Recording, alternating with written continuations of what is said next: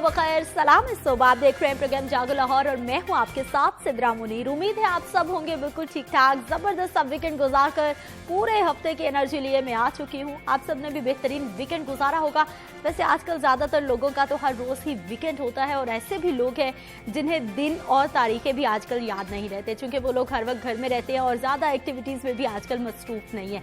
नाज़रीन, सिर्फ 4 रोज बाकी रह गए हैं रमजान मुबारक के बाबरकत महीने के आगाज में और कोरोना वायरस के तदारुक के पेश नजर रमजान बाजार तो इस साल नहीं लग पाएंगे, लेकिन आवाम के लिए गवर्नमेंट की जानिब से सब्सिडी जरूर प्लान की जा रही है, जिस पर हम प्रोग्राम में बात भी करेंगे।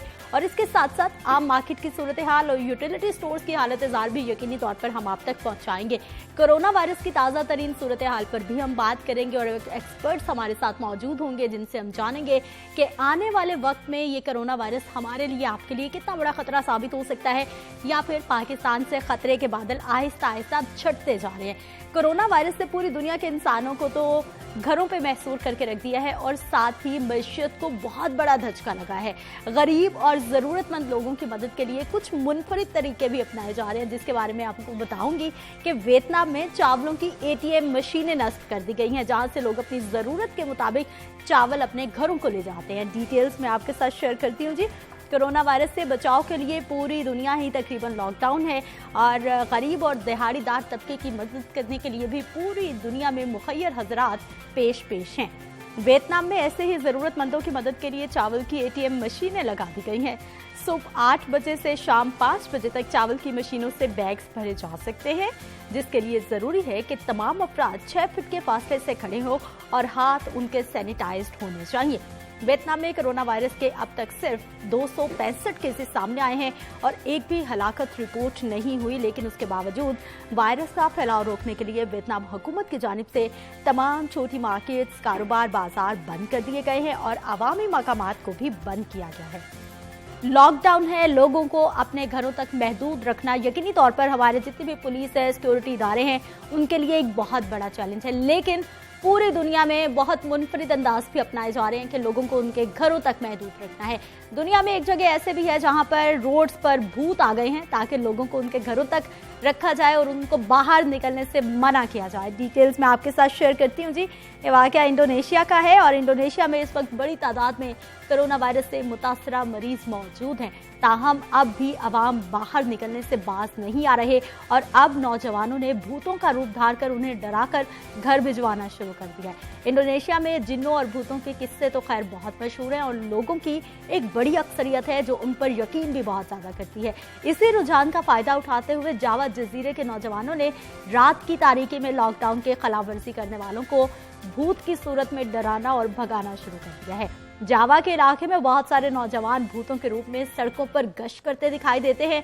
उनका मेकअप और अदाकारी से कई लोग खौफजदा हो जाते हैं और अपने घरों पर जाने पर मजबूर हो जाते हैं, लेकिन अब भी कुछ मनचले ऐसे ज़रूर मौजूद हैं जो कि भूतों से भी बिल्कुल नहीं डर रहे और रोड्स पर मौजूद होते हैं, जबकि इस गांव के जितने भी नौजवान हैं जो इस काम में मुलव्विस हैं, भूत बन रहे हैं, गवर्नमेंट की मुकम्मल सपोर्ट हासिल है उनको। हम आगे बढ़ते हैं और बात करेंगे एक और दिलचस्प खबर की और बताएंगे एक ऐसे रोबोट के बारे में जो कि धात खाता है और उसी से चलता है। डिटेल्स आपके साथ शेयर करते हैं जी। रोबोट्स की दिलचस्प खबरें आए रोज़ अखबारात की ज़ीनत तो बनती रहती हैं, लेकिन अब ये एक ताज़ा खबर आई है और एक ऐसा रोबोट तैयार कर लिया गया है जो किसी एल्यूमिनियम से अपनी तवानाई कशीद करता रहता है और उसे किसी बैटरी की ज़रूरत नहीं होती। इस निज़ाम से एक खिलौना गाड़ी जोड़कर उसे एल्यूमिनियम की सतह पर रखा तो सिस्टम ने बिजली बनाकर कार को चलाना शुरू कर दिया, जिसकी वीडियो भी आप लाहौर न्यूज़ की टीवी स्क्रीन पर देख सकते हैं। गाड़ी हाइड्रोजेल को एल्यूमिनियम की सतह पर रगड़ती रही, जिससे बिजली बनती रही और गाड़ी एक दायरे में चक्कर काटती रही है, लेकिन इस दौरान हाइड्रोजेल को तर रखने के लिए पानी की थोड़ी थोड़ी मिकदार को भी शामिल किया जाता रहा है। लॉकडाउन का 27वां रोज और घरों में महदूद बच्चों के लिए रिफ्रेशमेंट का एहतमाम किया गया है। जमात इस्लामी ने अंदरून अकबरी गेट में बच्चों में कैंडीज, बिस्किट और चॉकलेट्स तकसीम की है ताकि उनका दिल बहलाया जा सके।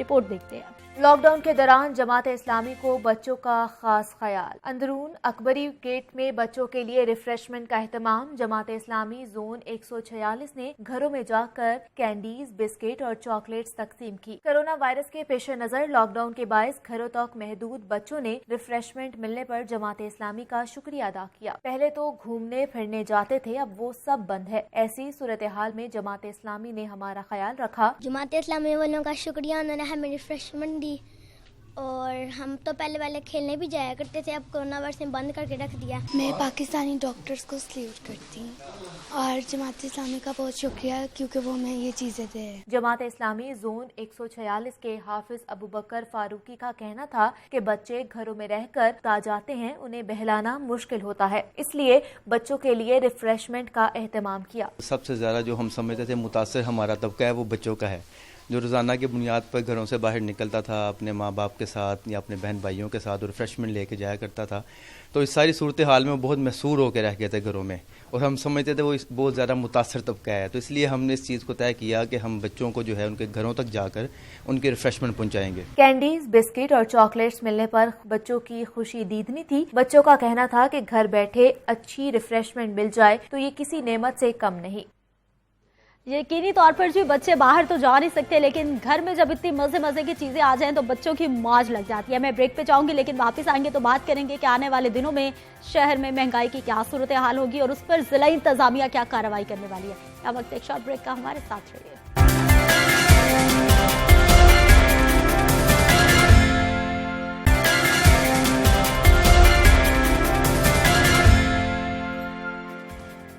प्रोग्राम में एक बार फिर से आपको खुश आमदीद कहते हैं। इमरान मलिक, बात हम कर रहे थे कोई सब्सिडी के हवाले से, कोई एक ऐसी चीज़ जो कि सोचा जा रहा है कि आवाम को जिस पर रिलीफ मिल जाएगा या फिर रमज़ानुल मुबारक में सस्ती मिल जाएगी। देखिए, इसी तरह मसला ये है कि ना वही बात आती है कि ना जो बात को बंदा कन्वे करता है किसी को, तो वो कहता है कि शायद मैं फंस ना जाऊँ। रात को भी मेरी बात हो रही थी दो आला अफसरान से, तो मैंने कहा सर आप बड़े प्लेटफॉर्म में कल सुबह फिर बैठेंगे, बड़ी 2 मीटिंग्स आज होने वाली हैं, आज कई फैसले होंगे, तो उसमें आपने ये बात उठा देनी है क्योंकि कोई एक चीज़ पर जो है वो सब्सिडी दे दें। हाँ। आटे पे दे दें, आटे को 20 रुपये किलो महंगा कर दें, या आटे के 20 किलो थैले पर जो है वो उसके ऊपर 20 रुपये की सब्सिडी दिलवा दें, या उसके ऊपर आप सब्जियों पर या दालों पर या घी पर, यानी कि 3-4 आइटम्स लाजमी होनी चाहिए। गोश्त के ऊपर सब्सिडी दिलवाएं, मुर्गी के गोश्त पे कुछ ना कुछ इस तरह से करें कि शहरियों को जो है जो शहरी हैं वो देखें, ये 1.25 करोड़ की आबादी है, आप 79,000 लोगों को आपने एहसास कफालत प्रोग्राम के जरिए, आप बड़ी अच्छी बात है, आप 4,000 रुपया फी कस बंदे को दे रहे हैं, अब 3 माह का 12,000 रुपये दे देंगे, मगर अब रमज़ान पैकेज को आपने एहसास कफालत प्रोग्राम में फिर डाल दिया है। अब ये आने वाली जुमेरात से ये दोबारा से शुरू हो जाएगा, हफ्ते को रोज़ है। अब एफी का खानदान को आप 4,000 रुपये देंगे, 10,500 रुपये की सब्सिडी आपने पूरे पंजाब में यानी कि 20 लाख खानदानों को देनी है।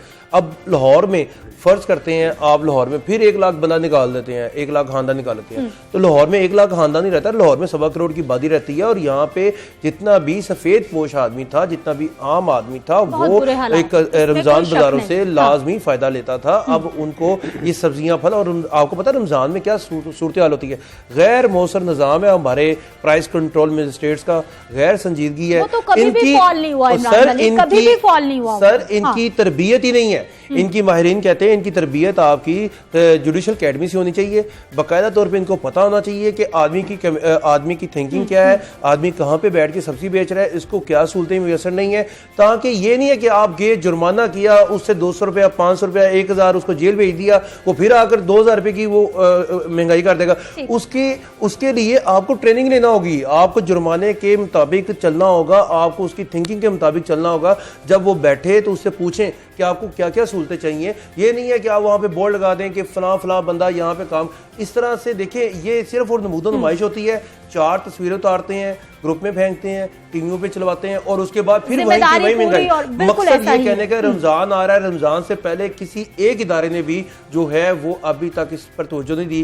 कोई भी इदारा जो है इसको संजीदगी से नहीं ले रहा, सिर्फ ये कह रहे कि सास कफालत, जी बड़ी अच्छी बात है सास कफालत प्रोग्राम, मगर आपका पूरे माह जो है आपके जितने भी मुहैयर ज़रात हैं, क्या आपने सिर्फ और सिर्फ समझौता कर लिया अपने साथ कि ये मुहैयर ज़रात जो है हमारा रमजान निकलवा देंगे। आपकी फ्लोर मिलें जो है वो आटा बिल्कुल अब्दुल कादिर, आपकी तरफ आना चाहूंगी कि ये जो स्पेशल रमजान पैकेज तो अभी तक कोई भी नहीं आ रहा, लेकिन यूटिलिटी स्टोर्स पे कहा जा रहा है कुछ सब्सिडी मिलेगी। मॉडल बाजारों की बात करते हैं, वो तो इंतहाई कम है और वहां पर हमेशा ही सप्लाई चेन डिस्टर्ब रहती है। क्यों है ऐसा? आम मार्केट में वो तमाम चीजें अवेलेबल होती हैं, लेकिन जो सरकार के स्टोर्स है वहां पर वही चीज नहीं मिलती। असल में सिदरा इसमें मसला ये है कि अब चीनी आप देख लें कि यूटिलिटी स्टोर पे जो है वो 68 रुपए किलो है, सब्सिडाइज जो है वो कीमत दी गई है, तकरीबन मार्केट से जो है वो 10 से 15 रुपए किलो तक जो है वो लेकिन सस्ती चीनी है। अब के अलावा भी तो अशिया चाहिए ना इसके अलावा जिंदगी गुजारने के लिए। अब हाँ। इसके अलावा बेसन जो है उस पर 20 रुपए की सब्सिडी दी गई है, 160 रुपए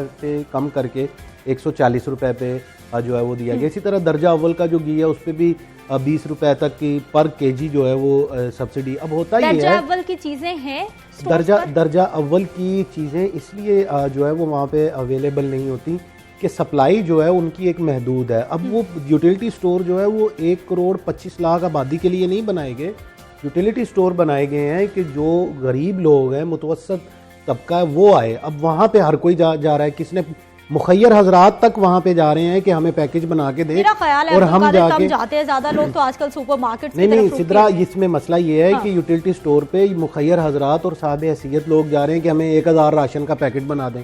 अब 1000 राशन के पैकेट में 1000 कुकिंग ऑयल भी डलेगा, 1000 केजी जो है वो घी भी डलेगा, 1000 थैला जो है आटे का वो भी डलेगा। अब जो गरीब आदमी है वो तो रह गया। अब मुखैर हजरात ने कह दिया जी कि आप सब कुछ हमें। अब डिमांड एंड सप्लाई का जो मैकेनिज्म है ना वो इस वक्त मुकम्मल तौर पे डिस्टर्ब है, चाहे वो यूटिलिटी स्टोर हो, चाहे वो ओपन मार्केट हो, चाहे वो हमारी होलसेल मार्केट्स हो।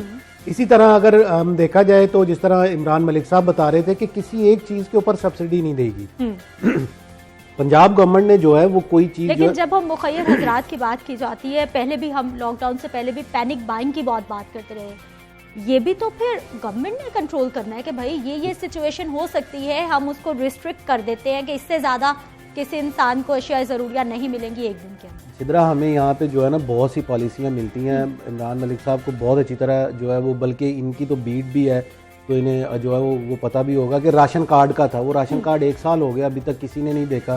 फिर उसके बाद मेरे मुतलका जो था वो 50,000 यूटिलिटी स्टोर और मिनी यूटिलिटी स्टोर्स बनने थे, वो आज तक नहीं बने। कुछ भी नहीं है। अगर हुकूमत 50,000 दुकानें भी बननी थी वो यूटिलिटी स्टोर्स वगैरह जो बनने थे, जहाँ पे सिर्फ और सिर्फ आटा दालें चीनी मिलती थी, इसके अलावा देखें फाइल हो जाता है। अभी वो बहुत काम कर रहे हैं, आपकी मेरी जानों की हिफाजत कर रहे हैं, ना इस तरह ना करें उन पर। देखिए थोड़ा सा खुदारा वो काम कर रहे हैं, वो मीटिंग्स कर रहे हैं बंद कमरों में, एसी में बैठे होते हैं, कोई मसला नहीं है। मगर मसला ये है आम आदमी कहाँ पे जाए, आम आदमी को रिलीफ कहाँ पे मिलेगा। आपने बड़ी अच्छी बात की है बनी साहब कि आपके जो सप्लाई एंड डिमांड, मैं कहता हूँ कि इसके ऊपर चेक एंड बैलेंस नहीं है। वो यूटिलिटी स्टोर जहां से 1000 थैले का पैकेट जाना है, जहां से घी जाना है, जहां से दालें जानी है, जहां से तमाम शाय नोश जानी है, वहां पे बंदा क्यों नहीं खड़ा बाहर, वहां क्यों नहीं पकड़ दकड़ कर रहा कि यार ये कहां पे लेकर जा रही हो, ये गरीबों का हक है, ये मुतवस्सित तबके का हक है, ये मुस्तकीन का हक है, यहाँ पे लोगों ने आना है। मगर मसला ये कहने का है कि ये वही सूरत हाल है कि अफरा तफरी पड़ी हुई है, पैनिक बाइंग हो रही है। और इसमें सबसे बड़ी बात जो असल लफ्ज है, हिजानी कैफियत है। ये हिजानी कैफियत ले डूबी है सबको। इस वक्त किसी को कुछ नहीं पता चल रहा। इमरान, ये बताइए कि जिला इंतजामिया क्या मौकिफ दे रही है, क्या कह रही है अफसरान? कोई मीटिंग होने वाली है, कुछ मिलेगा रमजान उल मुबारक में अवाम को, या फिर सिर्फ तिफ्ल तसल्लियां मिलेंगी? मेरा ख्याल है लॉलीपॉप की तरफ ही जा रहे हैं हम सब तो। अच्छा। मैं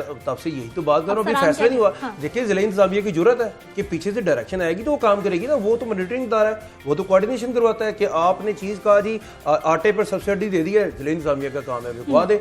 अब आपने कहा जी घी पे सब्सिडी दे दी है, जिला इंतजामिया का काम है उसको बकवा दे। मगर मकसद ये कहना है कि एहसास कफालत प्रोग्राम पीडीएमए के जरिए चल रहा है, वजीर आज़म ने कहा है, वहां से सारा डाटा आता है, जिला इंतजामिया को कह दिया 31 सेंटर लगा दें, उन्होंने 31 सेंटर लगा दिए। सरकारी निर्खनामों पे अमल दरामद, कोई नहीं हो रहा, कोई नहीं हो रहा, बहुत बड़ा मामला, कोई नहीं। मैं वही कह रहा हूँ गैर संजीदगी। आपके जब तक मजिस्ट्रेट जो हैं वो माहिरीन कहते हैं जुडिशल एकेडमी से उनकी तरबियत नहीं की जाएगी, ट्रेन नहीं किया जाएगा, ये इसी तरह ही होगा। आपके 1 करोड़ 12 लाख की आबादी है, आपके लाहौर में 450-500 मार्केट है, आपके बाजार बड़े बड़े हैं, रेडियां बड़ी बड़ी, कहाँ पे वो जाकर बैठेंगे, किस तरीके से कोई मैकेनिज्म है, कोई इस तरह की मीडिया वॉल बनी हुई है कि ये एक जानिब तो ये लॉकडाउन की सिचुएशन है और इमरान और आप यकीनी तौर पर हर रोज जब रोड पे निकलते हैं तो लोगों को परेशानी देते हैं। इसमें बिल्कुल ऐसे ही जिस तरह अभी इमरान मलिक साहब ने कहा कि दो अल्फाज इन्होंने कहा, हैजानी कैफियत और अफरा तफरी। आप यकीन जाने कि हम यूटिलिटी स्टोर्स पे भी जाते हैं तो हमें लोग कहते हैं कि जी मैं 10 किलो चीनी लेने आया हूँ, आप मीडिया से हैं, प्लीज़ इन्हें कहें हमें 10 किलो चीनी देने। मतलब वो एक पैकेट पे गुजारा नहीं कर रहा, वो जो है वो भी उसकी भी कोशिश है कि मुझे अगर सब्सिडी मिली है वहाँ पे फिर आपको 100 किलो चीनी एक आम आदमी जो है वो भी ये कोशिश कर रहा है कि मुझे जो सब्सिडी मिली है वो ज्यादा से ज्यादा मैं ये लाहौर शहर है, यहाँ पे मैं और आप कैमरे की आंख दिखाती है। आप देखें कि लाहौर शहर के अलावा 35 जिला हो रहे हैं, वहां पे क्या सूरत होती होगी, उनकी कौन आवाज जो है वो बुलंद करता होगा, उनको कौन दिखाता होगा। कोई ऐसी सूरत जो है, ये लोग जो है यहाँ पर सब दिखाया जा रहा है, लेकिन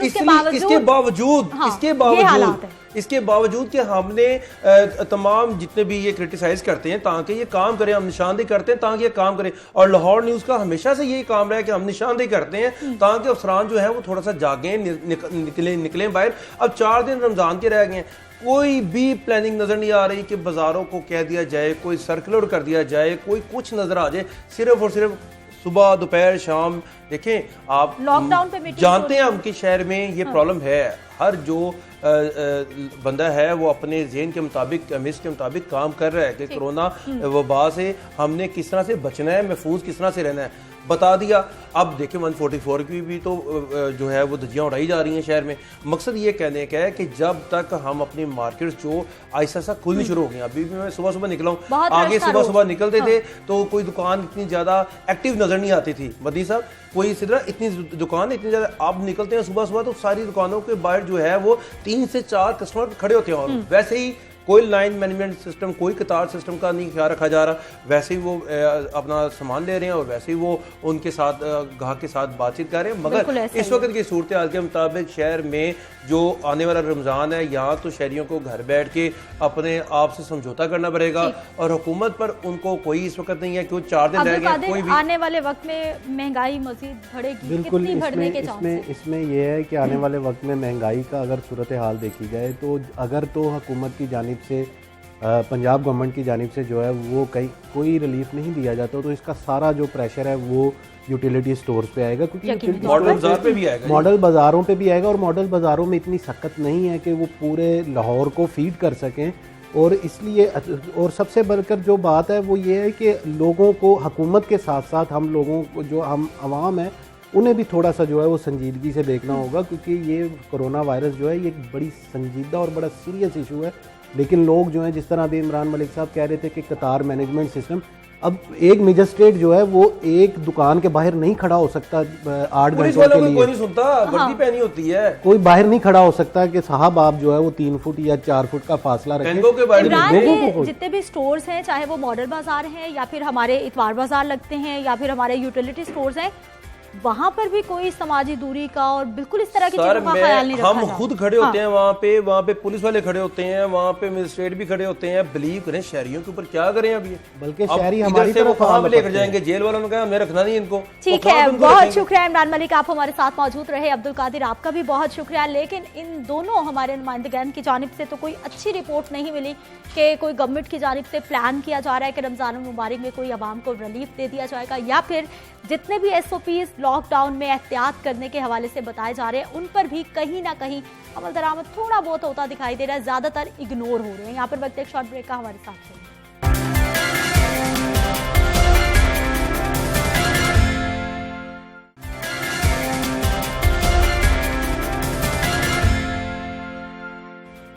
प्रोग्राम में एक बार फिर से आपको खुश आमदीद कहते हैं। नाज़रीन, कोरोना वायरस की ताज़ा तरीन सूरत हाल की बात की जाए तो इस वक्त पूरे पाकिस्तान में टोटल पेशेंट्स की तादाद 8,411 तक जा पहुंची है, जबकि लाहौर में अब तक 584 पेशेंट्स रिपोर्ट हो चुके हैं। दिन ब दिन केसेस तो बढ़ते जा रहे हैं, जो कि यकीनी तौर पर हमारे लिए, आपके लिए परेशानी का बायस है। लेकिन मुख्तलिफ अमराज में मुब्तला इंसान इस वक्त सबसे ज़्यादा वल्नरेबल है, सबसे ज़्यादा डेंजर जोन में। इसके साथ साथ हमारे जो डॉक्टर्स हैं, जो पैरामेडिक्स हैं, जो कि पेशेंट्स का इलाज करते हैं, फ्रंट लाइन पर लड़ रहे हैं कोरोना वायरस के हवाले से, उनमें भी अब देखा गया है कि वायरस मुंतकिल हो रहा है और वो भी खतरे में है। इन दोनों मामलात पे प्रोग्राम में हम डिटेल डिस्कशन करेंगे। हमारे साथ मौजूद हैं जी डॉक्टर नबीहा एजाज साहिबा हैं, किडनी स्पेशलिस्ट हैं। प्रोग्राम में आपको खुश आमदीद कहते हैं। इसके साथ साथ हमारे साथ मौजूद है सज्जाद काज़मी साहब हैं, नुमाइंदा लाहौर न्यूज़, आपको भी प्रोग्राम में खुश आमदीद कहते हैं। सज्जाद साहब, सबसे पहले हमें ये बताइए कि माहिरीन का क्या ख्याल है, क्योंकि चंद रोज़ में हमने देखा है कि केसेस पूरे पाकिस्तान में 8,000 तक जा पहुँचे हैं। जिस तरह बहुत शुक्रिया। मसला ये कि माहिरीन की शुरू से ही ये राय रही है कि हर बंदा इंफरादी तौर पे इससे बचे। हाँ। क्योंकि अब देखें, अगर हमारी अवाम का अफसोस ये है कि हमारी अवाम देखती है कि पाकिस्तान की इतनी बड़ी आबादी है, लाहौर की 1.25 करोड़ आबादी है, सिर्फ 600 केस है, कोई मसला नहीं। इसका मतलब है कि ये कोरोना नहीं है। मसला ये नहीं है, मसला ये है कि अब जो 0.06% जो आबादी इससे मुतासर हुई है, हमें देखना चाहिए कि क्या हमारा उनके अंदर शुमार तो नहीं हो रहा, मेरा, आपका, डॉक्टर साहबा का, इनका सबका। हमें इनफरादी तौर पे ये सोचना है कि उनमें से हमने बचना है। अब देखिए, कल रिकॉर्ड हलाकतें 24 के करीब पाकिस्तान के अंदर हुई हैं। अब तक 18 से ज़ायद हलाकतें लाहौर के अंदर हो चुकी हैं। मौजूदा सूरत हाल में अगर तादाद की बात की जाए तो देखें, पूरे शादबा के घर के अंदर 7 अफराद, एक ही घर के 7 अफराद को कोरोना पॉजिटिव आया है। वो बड़ी कोशिश कर रहे थे कि हमें घर में क्वारंटाइन होने दिया जाए, हमें बचाया जाए, हम मुख्तलिफ अस्पतालों में नहीं जा सकते। आपको सोचना चाहिए कि जब आपको घर के एक फर्द को कोरोना हो गया तो आप समझें आपके बच्चे किसी और हॉस्पिटल में होंगे, आप किसी और में होंगे, उनकी देखभाल, टेंशन, ये वो। जैसे मेऊ में एक बंदे ने कल खुदकशी की कोशिश की, 21 रोज उसको हो चुके थे। ये सोचना चाहिए कि 14 दिन हम देखें, अपने हाथ से अपना घर बनाया है, उसमें हम 14 दिन नहीं रह सकते। बिल्कुल। अभी क्या हो रहा है हमारा, हम बाहर टिकते ही नहीं, अंदर घर के अंदर भाग के बाहर चले। हमारा घर है, वो हमारे बीवी बच्चे हैं, हमारे माँ बाप हैं। आपके पास बहुत सारे ऑप्शन हैं, आप लोगों से बात कर सकते हैं, अपने मोबाइल का इस्तेमाल कर सकते हैं, आप टीवी देख सकते हैं, अपने मनपसंद एक्टिविटीज कर सकते हैं, छत पे जा सकते हैं। लेकिन अगर खुदा ना खास्ता पॉजिटिव होता है तो फिर आपको सबसे कट कर रहना पड़ता है, यकीनी तौर पर इंतहाई खतरनाक हो जाता है। इस मामले पे हम मजीद भी बात करते हैं, लेकिन अभी हमें ज्वाइन किया जी प्रोफेसर साकिब शफी साहब हमारे साथ मौजूद हैं, सीईओ हैं PIC के। प्रोग्राम में सर आपको खुश आमदीद कहते हैं। सबसे पहले तो हमारी नेक तमन्नाएं आपके साथ है, अल्लाह ताला आपका हामी व नासिर रहे कि आपका टेस्ट कोरोना नेगेटिव आ गया है। हमें सर ये बता दीजिए कि अभी तक PIC के कितने डॉक्टर्स हैं, कितने पैरामेडिक्स हैं जिनके टेस्ट पॉजिटिव आए हैं और कितनी रिपोर्ट्स अभी आना बाकी है? जी, हमने तकरीबन अपने एक सीनियर सर्जन के हल्की फुल्की अलामात और उनका टेस्ट पॉजिटिव आने के बाद उनसे कांटेक्ट में जितना स्टाफ था, डॉक्टर्स, पैरामेडिकल और सपोर्ट स्टाफ, उन सब के टेस्ट करवाए, नर्सेज के करवाए। नर्सेज हॉस्टल में कमरे शेयर करती हैं, तो जो नर्सेज उनके साथ काम करती थी और जाके हॉस्टल में दूसरी नर्सेज के साथ रहती थी, उन सब के टेस्ट शेयर कराए। तो हमने तकरीबन department of primary and secondary health के ताउन से 450 से ज्यादा लोगों को स्क्रीन कराया, जिनमें से तकरीबन हमारे अस्पताल के 4 डॉक्टर, कोई 8 नर्सेज और 6-7 पैरामेडिकल स्टाफ के दूसरे लोग पॉजिटिव आए हैं। लेकिन खुशाइंद बात यह है कि वो सब एसिम्प्टोमेटिक हैं और इस वक्त हेल्थ डिपार्टमेंट के SOPs के मुताबिक मुख्तलिफ जगह पे आइसोलेशन में हैं। और उम्मीद ये है, जो हमारे पहले प्रोफेसर साहब पॉजिटिव आए थे, उनका सब्सिक्वेंटली 2 टेस्ट नेगेटिव आ गए, वो PKLI में आइसोलेशन में थे और वो अब घर आ चुके हैं। तो इसी तरह बाकी लोग भी, हमें पूरी उम्मीद है कि रिकवर होके वापस आ जाएंगे और हम ये स्क्रीनिंग का सिलसिला जारी रखेंगे department of primary and secondary health के ताउन से। सबसे अहम खबर जो मैं आपके मीडिया हाउस के ताउन से देना चाहता हूँ कि पंजाब इंस्टीट्यूट ऑफ कार्डियोलॉजी की सारी सर्विसेज जारी है, उनमें कोई सस्पेंशन नहीं आई सिवाय ऑपरेशन थिएटर के, जिनको 4-5 दिन के लिए बंद करके रीस्टरलाइज कराया गया है और वो सर्विसेज भी हम इंशाल्लाह आज शाम या कल सुबह से शुरू कर देंगे।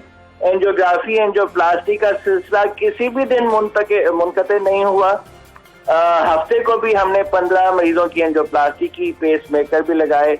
जुम्मे को हमारे जो बच्चों के हार्ट स्पेशलिस्ट हैं, उन्होंने बच्चों के कैथ लैब में टेस्ट किए, उनके डिवाइसेस लगाए।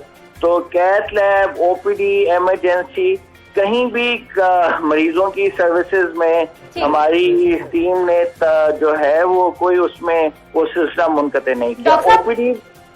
ओपीडी भी हमारा पहले दिन से जारी है। जो मरीज आता है उसको ओपीडी में इलाज किया जाता है, उसको मशवरा दिया जाता है। टेली मेडिसिन का डिपार्टमेंट इसके अलावा जारी है। ठीक है डॉक्टर साहब, ये भी बता दीजिएगा कि आपने बताया कि 4-5 रोज के लिए ऑपरेशंस को बंद किया गया है ताकि जितने भी ऑपरेशन थिएटर्स हैं उनको मुकम्मल तौर पर डिसइंफेक्ट कर दिया जाए, क्योंकि हमने देखा है कि पीआईसी में हमेशा बहुत रश होता है। इन 4-5 दिनों में जो मरीज मुतासिर हो चुके हैं, जिनके ऑपरेशन की डेट थी, जिनको 6-6 महीने के डेट मिल चुकी थी, उनको किस तरह से आने वाले वक्त में सहूलत दी जाएगी, उनको किस तरह से इस तमाम लोड को मैनेज किया जाएगा?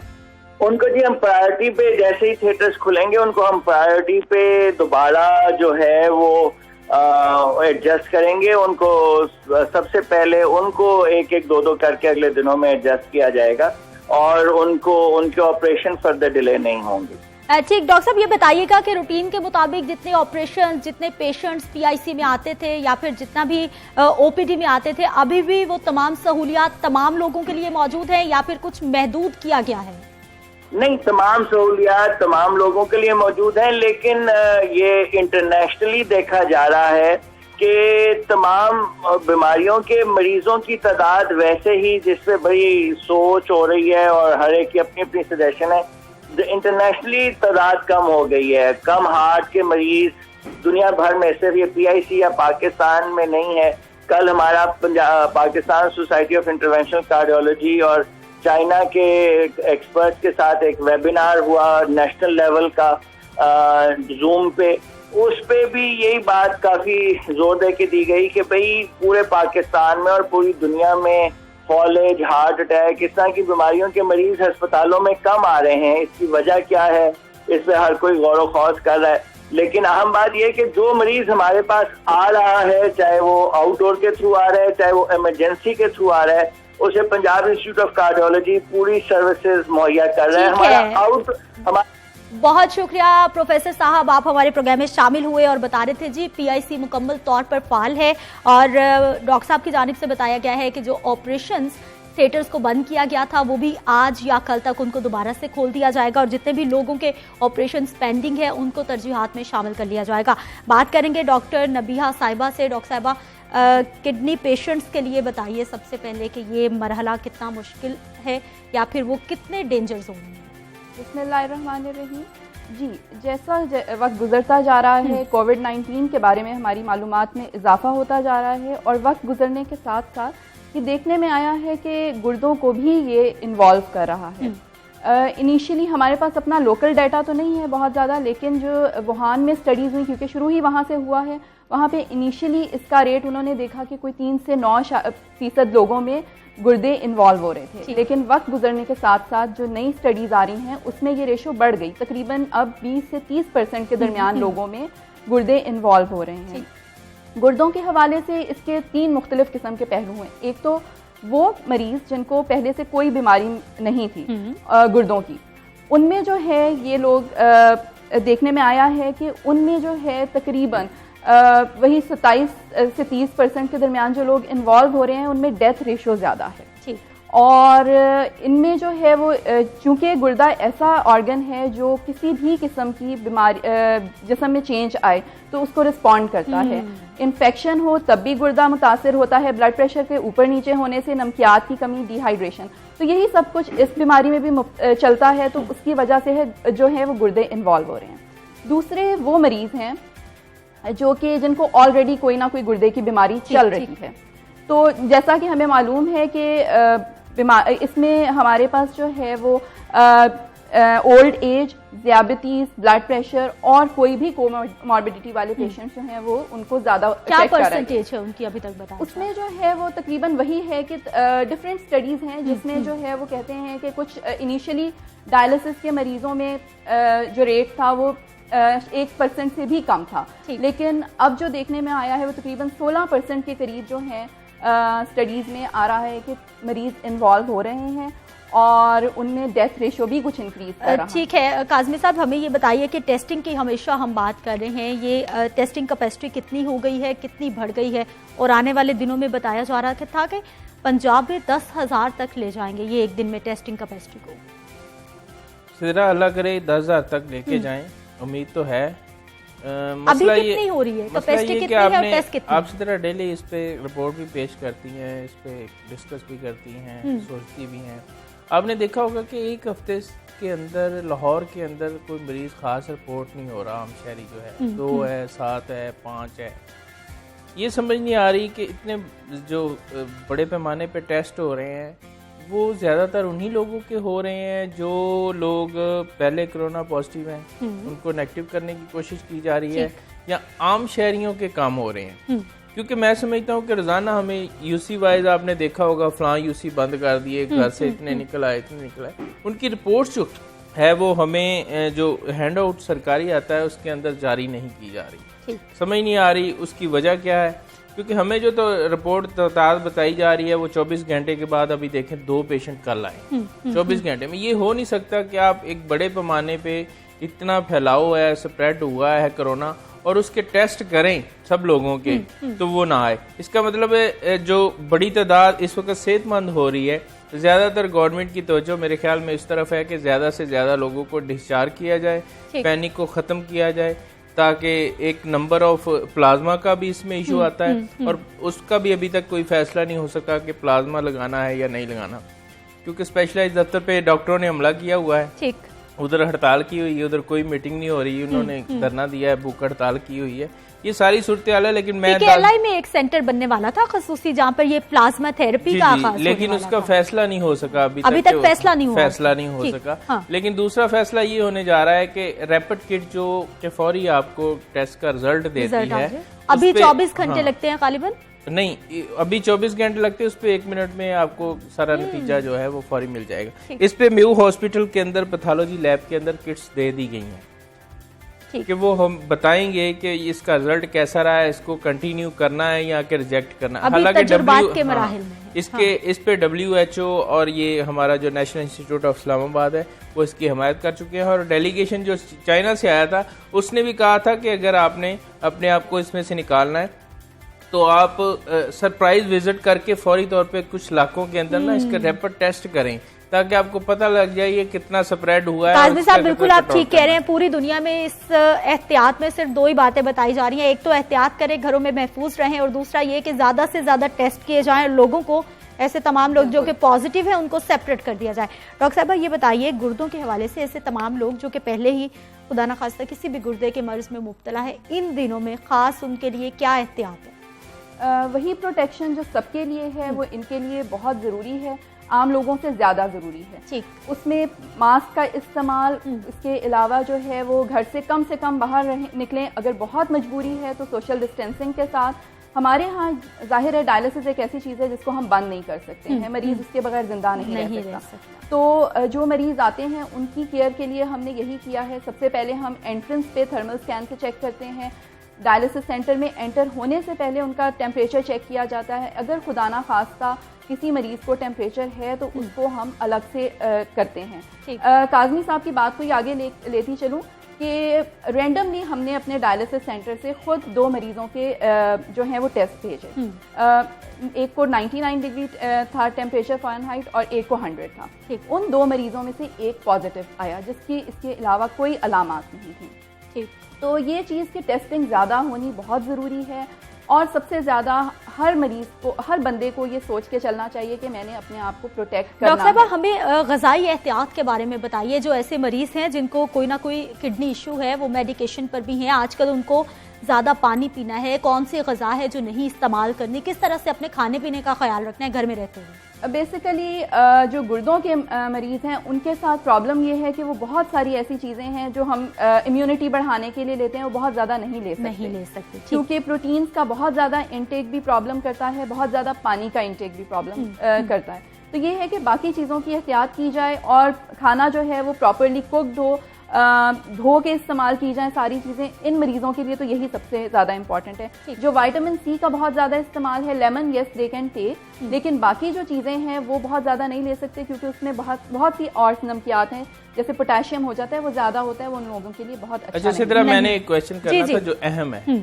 मसला ये है कि ये हमने डॉक्टर साहब आपने हमें बताना है कि कोरोना की वजह से किडनी के कितने % लोग मुतासर हो रहे हैं और कितने % ऐसे लोग हैं जिनको ऑलरेडी ही किडनी की प्रॉब्लम है और उनको कोरोना मुतासर करता है, और किडनी में ये किस तरह जाता है? जी, बेसिकली वही बात कि AKI जो गुर्दे कोरोना की वजह से मुतासर हो रहे हैं, और CKD वो है जिसको जो है वो कोरोना इफेक्ट करेगा। अब AKI जो है उसकी परसेंटेज तकरीबन 20 से 30% के दरमियान है, और CKD जो है वो तकरीबन 16% के करीब है। डेथ रेशियो जो है वो थोड़ी सी इंक्रीज हुई थी, लेकिन ये है कि हमारे यहाँ कुछ और सेंटर से भी मैंने पता किया, वहाँ पे अभी तक अल्हम्दुलिल्लाह बहुत ज़्यादा ऐसे पेशेंट्स नहीं हैं जो डायलिसिस हो रहा हो और उनकी डेथ हो। तो अल्हम्दुलिल्लाह समहाउ चीज़ें उस तरह बिल्कुल। काज़मी साहब, डॉक्टर साहब पहले भी इस हवाले से हमें बता चुकी हैं कि कोई भी हमारी बॉडी में ज़रा सा भी कोई तब्दीली आती है, कोई जरासीम हमला आवर होता है तो उससे गुर्दे बहुत ज़्यादा इफेक्ट होते हैं। तो इसीलिए कोरोना तो इंतहाई डेंजरस वायरस है। हमें ये बताइए कि ये डॉक्टर्स के मसाइल जूं के तूं बरकरार हैं, उनकी जानिब से कुछ कई रोज़ से हम लोग देख रहे हैं कि कुछ नाराज़ हैं, खफा हैं, परेशान हैं, उनका क्या मामला है, कहाँ तक पहुँचा, कोई टेबल टॉक हुई, कोई मामला संभला? इसी तरह पहली दफ़ा हुआ है कि इतनी सख्ती है सूबाई वज़ीर सेहत की जानब से कि वो इतने ज़्यादा मुज़ाकरात की तरफ अपना नहीं बढ़ती। ठीक। उनकी कोशिश होती है। अभी मौजूदा सूरत हाल में अगर देखा जाए तो वैसे भी ओवरऑल पूरी वर्ल्ड में आप चेक करें तो इस तरह डॉक्टर कहीं भी नहीं करते। अगर आपको कोई सहूलियात का मसला है तो इतने बड़े पैंडेमिक के अंदर आप गवर्नमेंट को या आवाम को परेशान ना करें तो बेहतर है। इस ऐसे मामले ये कहीं ना कहीं कोई पुराने ग्रजेस भी हैं जो फिर पुराने ये हैं कि जब MTI का एहतजाज किया गया तो अभी तक चल रहा है। जो उनके स्टेक होल्डर हैं, मेन ओहदेदार हैं ग्रैंड हेल्थ अलायंस के या YDA के, उनको टर्मिनेट कर दिया गया जॉब से। अब यास्मीन राशिद का मैंने जो बात उनसे की है, उनका कहना है कि पसे पर्दा ये कह रहे हैं कि छड्डो जी सारियां गल्लां, तुसी साडे बंदे बहाल करो, नजरअंदाज कर देने सारा। ठीक। उन्होंने नहीं किए, वो अब धरना दे के बैठे हुए हैं। वो कह रहे हैं हमारा मुतालबा है PPE है, कोरोना के एडवाइजरी से मुतल्लक मामला आते हैं। मसला ये है कि इस वक्त पाकिस्तान, पूरी दुनिया के अंदर आप देख लें लेवल वाइज ही आपको PPE मिलेगी, पूरी वार्ड हर जगह पे आप जो किट्स नहीं दे सकते, हिफाजती किट्स सारी जगहों पे फ्राहम नहीं कर सकते। आप देखिए एक दफा पेशेंट के पास जाना, आपने 10 मिनट लगने, 5 मिनट बाद में वो जाया। एक डॉक्टर ने कितनी दफा दिन में पहनी उसे खुद नहीं पता। मसला ये कि वो बहुत कॉस्टली है, और इस तरह हर वार्ड के अंदर हर स्टाफ को पहनाना जो है वो हमारे कॉस्टली के अलावा अवेलेबल भी नहीं, हाँ, पूरी दुनिया में शॉर्टेज ये भी है। हाँ। देखिए अब असल सबसे ज्यादा हमें जरूरत है किट्स की। गवर्नमेंट ज्यादा बजट जो अपना है वो किट्स पे लगा रही है। अब देखें अचानक PIC के अंदर एक प्रोफेसर का इशू आया, वो सेहतयाब हो के माशाल्लाह कल घर जा चुके हैं, और इशू ये है कि 500 बंदों का उन्होंने फौरी टेस्ट किया। 550 बंदे के सैंपल लिए, उसकी कास्ट अगर निकालें या फौरी तौर पे, तो इसी तरह हर जगह पे हो रहा है कि फौरी तौर पे प्राइवेट टेस्ट की कॉस्ट कम हो गई। जी, प्राइवेट टेस्ट पे यास्मीन राशिद के मुज़ाकरात हुए हैं प्राइवेट लैब से चुगताई से। उन्होंने ये ऑफर तक दे दी है कि 60 साल से ऊपर जो लोग हैं उनको हम डेली बेसिस पे 50% डिस्काउंट देंगे और 100 उनका टेस्ट करेंगे। इसी तरह अगर दूसरी बात की जाए तो गवर्नमेंट के तो ऑलरेडी फ्री हैं टेस्ट, और बड़ी लेबॉर्टरी यही थी जो कि प्राइवेट लोग हमारे जो इनकी तरफ जा रहे थे। ठीक, डॉक्टर साहिबा आप हमें ये बताइए कि ऐसे तमाम लोग जो कि घर पे मौजूद हैं और प्रोग्राम भी देख रहे हैं, उनके हवाले से बताइए कि ऐसी कौन कौन सी आदत हमें अपनाने की ज़रूरत है कि हमारी किडनीज हेल्दी रहें और उनको बीमारियों से बचाना है हमने। बिल्कुल, पानी का ज़्यादा इस्तेमाल ठीक सबसे ज्यादा इम्पोर्टेंट, और साफ पानी का साफ पानी का इस्तेमाल कितना रूटीन में होना चाहिए? रूटीन में वही 2.5 से 3 लीटर आप पानी लें तो बहुत तकरीबन अच्छा है। 10 से 12 ग्लास से 12 ग्लास जो है वो तकरीबन इतना ही बनता है, तो वो लाजमी है। उसके अलावा जो है वो आजकल देखते हुए सफाई सुथराई जो है। अच्छा डॉक्टर साहब ये बताइए कि बहुत सारे ऐसे लोग हैं जो कि बेशक फिल्टर से पानी लाते हैं या फिर केन का पानी इस्तेमाल करते हैं, वो बॉयल करते हैं, पानी बॉयल करने से वो बिल्कुल साफ हो जाता है? 20 मिनट तक अच्छे टेम्परेचर पे आप उसको, मतलब वही है कि बॉइलिंग टेम्परेचर पे आप रखें तो वो उसकी बहुत सारी जो है वो मैक्सिमम हद तक जो है वो चीजें सेटल डाउन हो जाती हैं उसमें। और क्या आदत है? इसके अलावा जो है नमक का कम इस्तेमाल, गुर्दों की बीमारी से बचने के लिए नमक का कम इस्तेमाल, जंक कम इस्तेमाल करें, प्रोटीन्स अच्छी लें, हम हेल्दी प्रोटीन्स लें और हेल्दी डाइट हो। फ्रूट्स का इस्तेमाल है, वेजिटेबल्स हैं, दे आर गुड। और ये है कि ये सारी चीज़ें जो हैं वो चीज़ें हैं जो हमारी इम्यूनिटी को भी इंक्रीज करती हैं, प्लस ये है कि मुख्तलिफ बीमारियों से भी बचती। अच्छा, अभी तक कितने पेशेंट्स ऐसे सामने आए हैं जिनकी किडनीज को इफेक्ट किया हो कोरोना ने, या फिर वो पहले से किडनी के किसी भी मर्ज में मुब्तला हों और कोरोना की वजह से मजीद वो डेंजर जोन में चले? यस, यही है कि वही रेशो बनती है। एक स्टडी है वुहान की जिसमें पाकिस्तान में शहर की बहुत ज्यादा डाटा हमारे पास एक्चुअली नहीं आया, क्योंकि इसको आए हुए भी उतना टाइम नहीं हुआ। शहर की क्या सूरत हाल है अगर हम सिर्फ लाहौर की बात करें? उसमें हमने ये देखा है कि जो हमारे डायलिसिस के पेशेंट्स हैं उनमें डेफिनेटली कुछ मरीज आ रहे हैं, क्योंकि उनका घर से निकलना भी होता है, फिर हॉस्पिटल स्टाफ से भी इंटरेक्शन होता है, मुख्तलिफ लोगों से भी होता है।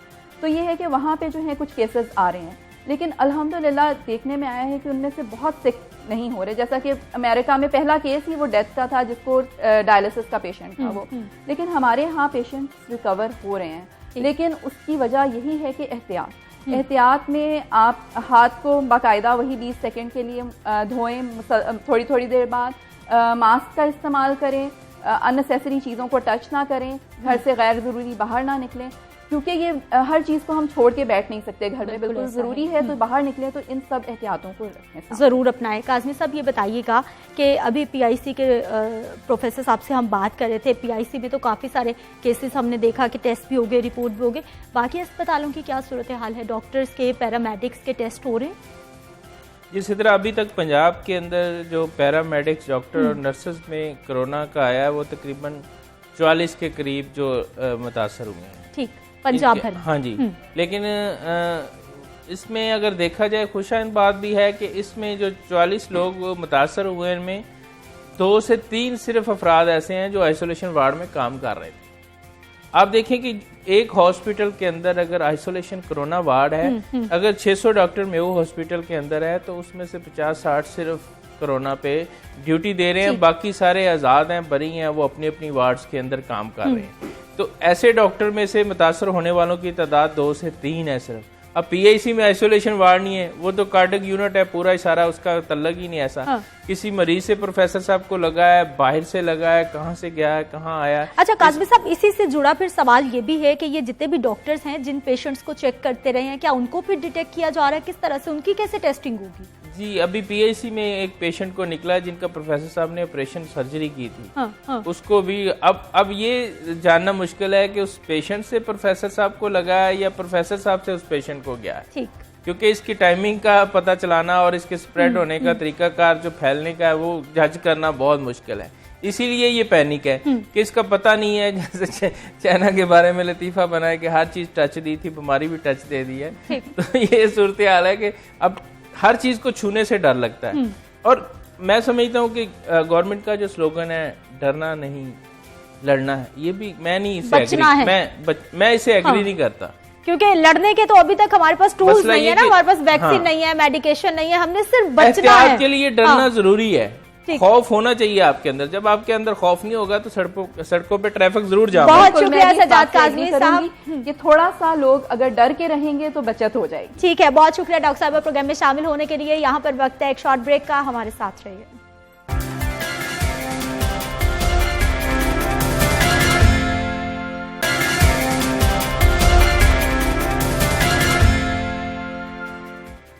प्रोग्राम में एक बार फिर से आपको खुश आमदीद कहते हैं। डॉक्टर फैसल हर्बलिस्ट हमारे साथ ही मौजूद है। डॉक्टर साहब, एक आपने स्मूदी बनानी हमें बताइए, अब इसके जायके के बारे में हमें बताइए। ऐसा नहीं, बहुत मज़े का जायका होता है। दही और खीरे का आपने वो क्या रायता तो खाया हुआ ये, ठीक है, बस समझ लीजिए उसी का थोड़ा सा एक वेरिएंट है ये। और जो इसमें हमने डाले थे दालचीनी, लौंग और काली मिर्च और साथ लहसुन हमने ऐड किया था।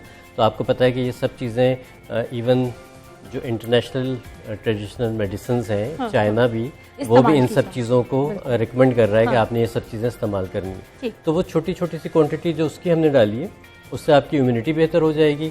और बाकी यह है कि जायका एक रायते टाइप का सूप बन जाएगा। हाँ, ऐसा सच रायते में, क्योंकि आपको चंक्स किस टाइम पर नहीं, सूप जो सा है अगेन ये उस टाइम पे आपने यूज़ करना है जो खाने के और किसी मेन मील के दरमियान में आपने इस्तेमाल करना है।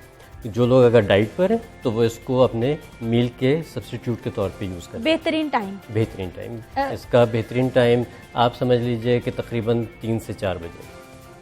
लंच के 1-1.5 घंटे के बाद, हाँ, लंच से 1-1.5 घंटे के बाद, क्योंकि इसका आपने एक छोटा वाला प्याली ही पीना है, ठीक है, ये भर के तो पीना नहीं, तो वो वाला टाइम जो सा दैट इज बेस्ट हो जाएगा। डॉक्टर साहब के पास मजीद फ्रूट्स भी हैं, उनके साथ क्या हम मशरूब बनाएंगे, स्मूदी बनाएंगे, हाँ, क्या बनाएंगे? लोकाट के साथ लेमनेड, शिकंजी तो हम सब पीते हैं, बिल्कुल, ठीक है। अच्छा, और रमजानुल मुबारक में बहुत ज्यादा इस्तेमाल बढ़ जाता है और उसका फायदा भी यकीनन बहुत ज्यादा होता है। तो उसमें मैं थोड़ी सी एक वेरिएशन के साथ आपको बता रहा हूँ कि लोकाट का ये छिलका उतार के, बीज निकाल के जो इसका पल्प है वो शिकंजी में डाल दें ब्लेंडर में, और उसके साथ आप इसका लेमनेड बनाएं। ये अच्छा टेस्ट वाला आप यकीन माने कि इसके साथ लेमनेड बहुत अच्छा बनता है, और एक उसके साथ बहुत अच्छा बनता है जो लीची होती है, लीची लेमनेड एंड लोकाट लेमनेड, ये इस्तेमाल करके देखिए तो आपको जो है ना बहुत रिफ्रेशिंग में आती रहती है, लेकिन लोकाट वाला जो कॉन्सेप्ट बहुत रिफ्रेशिंग, और बहुत आपको एकदम जो है ना जैसे बूस्ट मिल जाता है, एकदम आपको हेल्थ का एक पंच मिल जाता है। और ये तमाम ऐसी टिप्स हैं, ऐसे मशरूबात हैं जो कि हमारे इम्यून सिस्टम को भी बूस्ट कर देंगे और रमजानुल मुबारक के लिए भी अच्छे। बिल्कुल ऐसी, और कोशिश कीजिएगा कि रमजानुल मुबारक में जो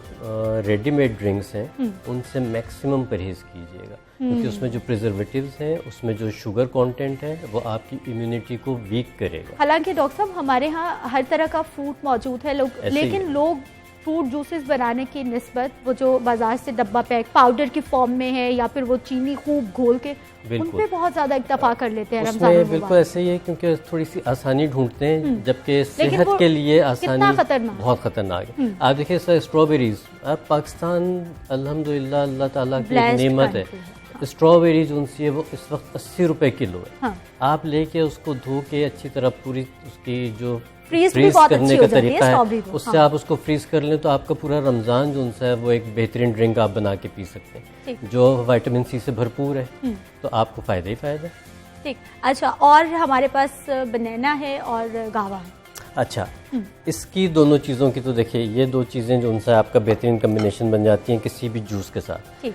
अब इसकी आपने अगर स्मूदी बनानी है या मिल्क शेक भी बनाना है आपने, तो उसमें भी आप बेहतर है कि सादे, हमेशा हम जैसे आम सादे दूध के साथ मिल्क शेक बनाते हैं, तो आप रमज़ान में ये कीजिए कि बादाम का दूध बनाइए, आलमंड मिल्क जिसको हम कहते हैं, और उसमें ये इसका मिल्क शेक बना के आप पीजिए।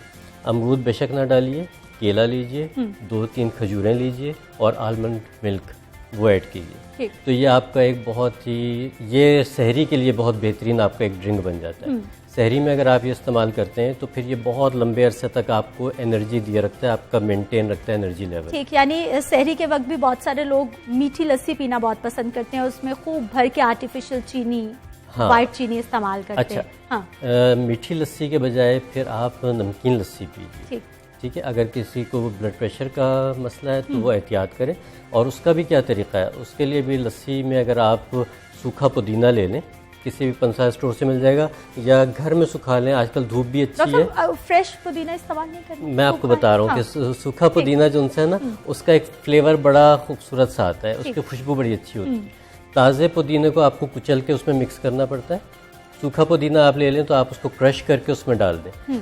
ये जो बलूचिस्तान वाली साइड है ना, मैं क्योंकि खुद भी कोयटा से हूँ, तो जो बलूचिस्तान वाली साइड है वहाँ पे ये लोग खाने के साथ ये लस्सी इस्तेमाल करते हैं, बिल्कुल पतली लस्सी होती है और उसमें ये थोड़ा सा ये सूखा पुदीना डाल देते हैं। इंतहाई रिफ्रेशिंग, आपकी डाइजेशन के लिए बहुत अच्छा, आप जो मर्जी खा लें, उसके बाद आप ये वाली लस्सी पी लें तो वो बड़ी आसानी से डाइजेस्ट हो। अच्छा, आप कह रहे हैं सुबह सहरी के वक्त में हमारे लोगों का ये कॉन्सेप्ट है कि सुबह में मीठा पियेंगे तो वो ज़्यादा से ज़्यादा हम लोगों को एनर्जी देगा, और अगर हम कुछ नमकीन खाएंगे या नमकीन लस्सी पी लेंगे तो उससे बहुत जल्दी प्यास लग जाती है। ये कॉन्सेप्ट कितना दुरुस्त है? अच्छा, जबकि मीठी चीज़ खाने के बाद अगर आप गौर करें तो पानी पीने को दिल चाहता है, हाँ। है ना। आपने बहुत ज़्यादा कोई मीठी चीज़ खा लेते हैं तो फिर दिल चाहता है एक घूंट ऊपर से पानी पी लिया जाए। इवन आइसक्रीम भी ज़्यादा खा लें तो उसके बाद भी दिल चाहता है कि पानी का एक घूंट पी लिया जाए।